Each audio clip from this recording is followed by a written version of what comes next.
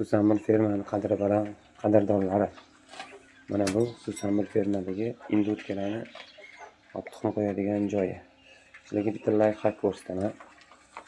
Erkaklar ko'p urushayotgan bo'lsa o'rtasidan borib qo'yasizlar. Urushmaydi.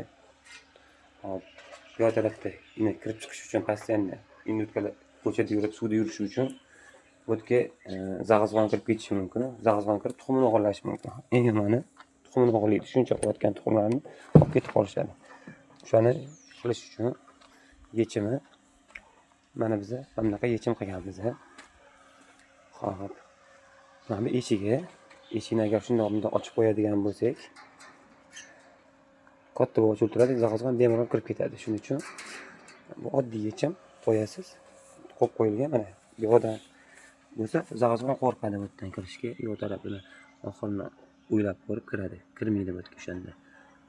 Indutkalar bemalol kirib chiqib yuraveradi.